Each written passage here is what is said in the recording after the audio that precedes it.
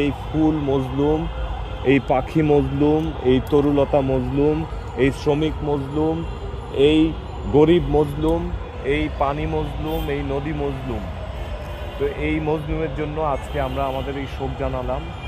এই শোক জ্ঞাপনে আপনারা এক হয়েছেন, আপনাদেরকে সাধুবাদ জানাই। জানেন কারণ বাজার থেকে পলাশী পর্যন্ত এলিভেটেড এক্সপ্রেসওয়ের সংযোগ সড়ক নির্মাণ বাতিল এবং পান্থকুজ এবং হাতিঝিল জলাধার রক্ষাসহ 4 দাবিতে আমরা বাংলাদেশ গাছ রক্ষা আন্দোলনকারীরা 14 ডিসেম্বর থেকে টানা এখানে অবস্থান কর্মসূচি চালিয়ে যাচ্ছে 24 ঘন্টা থেকে। আন্দোলনের 11তম দিনে সরকারের 3 জন উপদেষ্টা এসেছিলেন। তারা এসে আমাদের সাথে 4 বা 5 জানুয়ারি একটি আলোচনায় বসার প্রতিশ্রুতি দিয়েছিলেন, কিন্তু সেই আলোচনা সবাইটি তারা করেনি, তারা তাদের প্রতিশ্রুতি রাখেনি। এরকম পরিস্থিতিতে আজকে আমাদের 34তম দিন চলছে আন্দোলনের এবং আমরা আমাদের আন্দোলন চালিয়ে যাচ্ছি। আমাদের যে 4টি দাবি সেটি পূরণ না হওয়া পর্যন্ত আমরা আন্দোলন চালিয়ে যাব।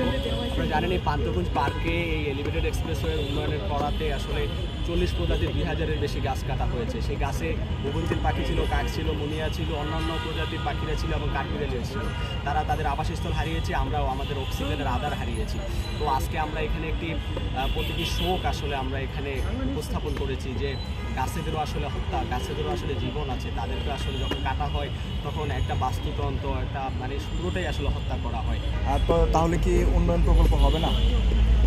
দেখুন, উন্নয়ন প্রকল্প সারা বিশ্বেই হচ্ছে, উন্নয়ন প্রকল্প অবশ্যই হবে। বর্তমান আধুনিক যুগে আমরা এখন সাস্টেনেবল ডেভেলপমেন্টের সম্পর্কে জানি শুনি। তো প্রাণ প্রকৃতি রক্ষা করে, পরিবেশ রক্ষা করেও কিন্তু উন্নয়ন করা যায়, যেটি কিন্তু বিভিন্ন দেশে হচ্ছে। কিন্তু আমাদের বাংলাদেশে ফ্যাসিস্ট আমলে কিন্তু তাদের মুখে আমরা এই উন্নয়ন, টেকসই উন্নয়ন শুনেছি, কিন্তু আমরা আসলে বাস্তবে টেকসই উন্নয়নটা দেখি নাই। যেরকমটা যার ফলশ্রুতিতে আপনারা কিন্তু সারা দেশেই দেখেছেন, তারা বিভিন্ন উন্নয়ন প্রকল্পের নামে আমাদের খাল, বিল, নদী, জলাশয়, তারপরে আপনি বলতে গেলে বনভূমি পর্যন্ত তারা আসলে উজাড় করেছে উন্নয়নের নামে। সেরকমই একটি প্রকল্প হলো ঢাকা এলিভেটেড এক্সপ্রেসের প্রকল্পের যে শেষ অংশ কারণ বাজার থেকে পলাশী পর্যন্ত এই প্রকল্পটি, এটি কিন্তু বন্ধ ছিল মাঝে দিয়ে। আবার জুলাই গণঅভ্যুত্থানের পরবর্তীতে যখন পাস হয় তখন কিন্তু আবার কাজ শুরু হয়। তো অর্থাৎ আমরা এটা বলতেই পারি যে আসলে অতীত স্বৈরাচারের পথে কিন্তু অন্তর্বর্তীকালীন সরকার হাঁটছে। তাদের অবশ্যই এই প্রকল্পটি পূর্ণ মূল্যায়ন করা দরকার ছিল। আমরা বিগত দিন থেকে বলে আসতেছি যে অন্তর্বর্তীকালীন সরকারকে অবশ্যই প্রতিটি পরিবেশ বিধ্বংসী এবং জনবিরোধী যে প্রকল্পগুলো এখন রয়েছে সেগুলো আসলে পূর্ণ মূল্যায়ন করতে হবে এবং পুনরায় কাজগুলো শুরু করতে হবে জনগণের আসলে মতামত নিয়ে, জনগণের মতামত ছাড়া না।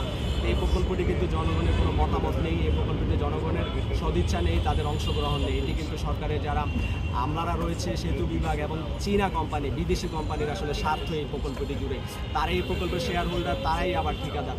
অর্থাৎ আমাদের জনগণকেও আসলে এগুলো সম্পর্কে জানতে হবে, জনগণকে ভয়েস রেজ করতে হবে। আমাদের ওই প্রকল্পই দরকার যে প্রকল্প আসলে আমরা সুবিধাভোগী হবো, আমরা জনগণের জন্য হবে, ধনীদের জন্য না, বিদেশি গুরুত্বের জন্য না। আমরা পান্থকুঞ্জ এবং হাতিঝিল জলাধার চাই, এটি জনগণের জন্য উন্মুক্ত করে দিতে হবে।